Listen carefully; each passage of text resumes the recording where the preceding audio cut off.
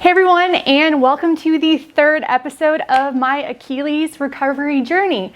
So once again, I am Dr. Stacy Barber. I am a physical therapist, and I'm sharing my firsthand experience since experiencing this Achilles rupture, which required surgery. So week 3 was actually super eventful. There was a lot that happened. So this one might be a little bit longer of an episode. So I'll try to tag all the key points below so you guys can just jump to those different things if that's what you really want to look at. Okay, so let's get started with what happened at the very beginning of week 3. I got my cast off, so super exciting. I'm going to put the video over here. You can see that it just was like an oscillating saw that took the cast off along the sides and then along the foot. It kind of took a while to really cut through that fiberglass, that hard plaster. But it was painless. There was no pain at all. And the guy taking off my cast even showed me that you could hit your skin with that oscillating saw that they use and it doesn't actually puncture anything. So there's nothing to be worried about in terms of taking off the cast. Once they got the cast off, then the doctor came in and then he got my hinged walking boot, which I special ordered, and it was already in, and he tried to adjust it, which took a very long time, as you can see.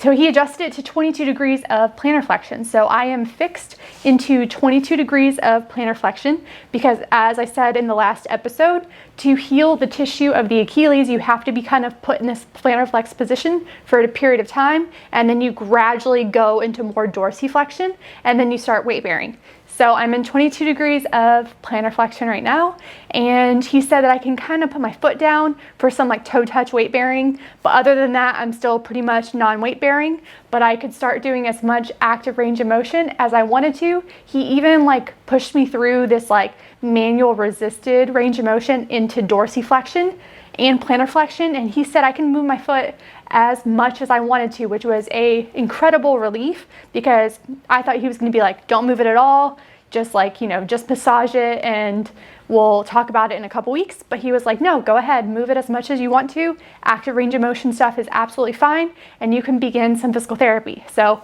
as a physical therapist, that makes me super happy that as of 3 weeks, I was actually before 3 weeks, it was 2 weeks and 5 days, I got the green light to start physical therapy.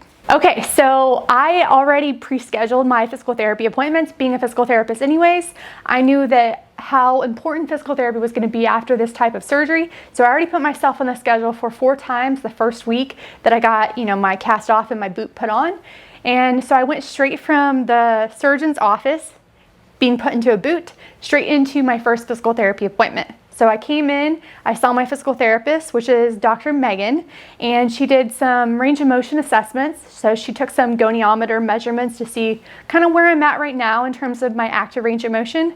And it was pathetic, guys. I could barely move my foot at all in any direction. I think dorsiflexion was the strongest in terms of the muscle strength, but the range of motion was just terrible, right? Because I've been in a splint for a week and then I was in a cast for 10 days. So things were not moving well at first. So every session this last week, she spent about 30 minutes at the beginning doing some massage, doing some manual resisted isometrics. So she resisted me into dorsiflexion. She also resisted me into plantar flexion. She resisted me into eversion, and she resisted me into inversion, just like a meet my hand and try to push as hard as you can. And I'm not even gonna lie, I don't think I fully told her how hard it was, but it was a struggle the entire time. I just kept trying to resist as much as I could, and my foot felt like it wasn't doing anything. I have lost so much strength in just 3 weeks. It was just sad, honestly pathetic. But it started to work better, and after the first 30 minutes in the room and doing that manual therapy component, then we went and did some exercises in the gym. So we did a lot of active range of motion exercises into dorsiflexion, plantar flexion, inversion, eversion. We did some windshield wipers. I'm going to throw video clips over here so you guys can see some examples of what we did week 1. As you can see, everything was obeying that toe touch weight bearing restrictions. So I was barely putting my foot down at all. Sometimes I would put my foot flat on the ground just for a tactile cue, or put my foot flat on the wall for that tactile cue too, which is really huge because I've kind of lost that proprioception right now. My foot's been stuck in a fixed position for like 3 weeks. And you have no idea how quickly you lose that sense of like, where's my foot in space and what's my foot doing? And like that motor connection, mind-body connection was just gone. So having my foot in contact with something hard for the first time, it felt really good. And it was actually a lot easier to do things in that position as opposed to just having an open chain, so like leg up on a table trying to move it around. We did a lot of like foot strengthening exercises, trying to get my foot to start moving again. And that was incredibly hard. So I think actually the hardest thing so far, because I can't really push dorsiflexion. So obviously dorsiflexion is going to be really hard, just getting more dorsiflexion range of motion. But in terms of like the exercises that I can do currently, which one was the most difficult? It was definitely like the toe scrunches. I am really good at picking up things with my feet, guys. Like I have always been like, okay, piece of laundry, grab it with my foot, throw it in the laundry bin. And I know it sounds crazy, but as a gymnast, my toe strength has always been like phenomenal. That's how I stayed on the balance beam in college and just growing up. So toe strength has never been my problem. And my husband was like laughing at me. He was like, I sometimes like pinch him with my toes and he absolutely hates it. So he's like loving the fact that I can't actually use my toes right now. And he's like, good, because now you can't pinch me. And I'm like, it's so sad that I literally can't even function my foot right now. Like it won't do what I'm asking it to do. So I've been trying to spend a lot of time outside of therapy, you know, just focusing on trying to like do toe scrunches on the ground. I've been focusing on trying to like pick things up, which I still can't do. So that's been like the most problematic so far in terms of like exercise. But at the end of every therapy session, since I own my own facility and I have kind of all the tools that I need to kind of advance my recovery pretty quickly, I did either Normatec compression boots, which is like compression for your leg. It kind of works in like a lymphatic drainage way. So what happens is it's like these boots that you put on both legs, and I'll put a picture here. And what happens is it starts like compressing from like the foot and then the calf and then the quad all the way up to the hip on both sides at the same time, which happens to be the way that we have to kind of move fluid through our bodies in order to be able to like push out swelling and then like you pee it out through your kidneys. So I did either that every day, and I would alternate between that and E-Stim. So electrical stimulation, I would just put those pads on, and that actually helped a lot at first because I was getting a lot of tingling in my toes. And the moment that I put that E-Stim on, which provided that tingling feeling, the tingling stopped after I took that off and it never came back. So if you guys are feeling a lot of that tingling sensation, definitely ask your therapist or just buy an E-Stim machine. You can buy them on Amazon. This is the one that I got. I don't even know how much it costs, but I know it's less than $50. And you can use that. Just read the manual, guys. Like, don't be crazy and don't turn that thing too high because then you could do some serious damage. So be smart about it, but that thing really helped a lot at first. So I'm an Olympic weightlifter and I really want to get back to the sport of Olympic weightlifting as quickly as possible. So if I have this huge deficit in terms of my strength on my left side and a big deficit in terms of like the size of my quad, that is going to really limit me in terms of how quickly I can get back to my sport. So I'm just trying to do as much BFR as I can. I'm really cranking it up, doing a lot of hamstring curls, a lot of like knee extensions, and a lot of like groin exercises too. I'm gonna start throwing in some glute exercises I think next week, even though that like the BFR cuffs are proximal, they're like up on the top of the thigh. So they kind of hit like a little bit of the glute. They're not as effective for glutes as they are for like quads and hamstrings or anything below them. So that's really what I've been focusing on right now. But I think I'm going to start adding in some glute stuff and maybe some calf stuff, guys, because my calf is like this small. It's like so tiny. It's pathetic. Like I don't even want to talk about it. Other things this week. I've been doing 2 days of upper body strengthening. So I want to maintain as much in terms of my upper body strength as I can. So I've been doing 2 upper body days. I'm actually following my own Strong Like Stacy 2.0 upper body portion of the program. So which is our like days 2 and days 4 of the program. I have to modify a couple things, of course, but really not that much because upper body stuff, most of it you can do sitting down. I mean, it makes it harder, but you can still do it. So that's a good thing. And then I've also been doing 3 lower body days in addition to my 4 days of physical therapy, because physical therapy has really just been working a lot on the foot stuff. It doesn't help in terms of like the strengthening of like the bigger muscle groups, right? Like my back, my hips, So I've been doing a lot of like mobility work just to keep everything mobile and moving. And then I've been doing a lot of strength and stability work too, just to help everything move along and keep it strong as I can until I'm able to actually start walking. So I'll put an example here. I've been doing a lot of like leg kicks, 4 different directions, which is really good because that hits quads too. And I've also been doing like some modifications of how to do like single leg RDLs. I kind of figured out how to actually target that like hamstring and that glute on my injured leg. So I'll kind of, you'll see it all over here, but it's kind of been cool to like figure out new ways to be creative and to make sure that I'm, still being non-weight bearing, but I'm also strengthening. So a lot of people think that there's not much you can do in terms of strengthening once you're non-weight bearing, and that's just not true. There's so many exercises you can do.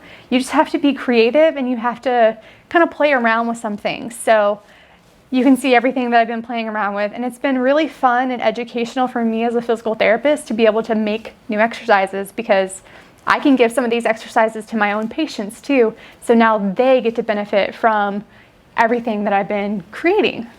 Oh, I just want to put like a little side note there that my leg has atrophied already, and so has my glute on that left side. So I call it my squishy butt already. Everyone says I don't have a squishy butt, but trust me guys, like I did a lot of glute strengthening prior to this and just a lot of leg work anyways. Like every day is a squat day when you're a weightlifter, and not being able to do those things, like there's a big difference. So if you are also struggling with that, know that you can minimize it with blood flow restriction training, but can you fully prevent it from happening?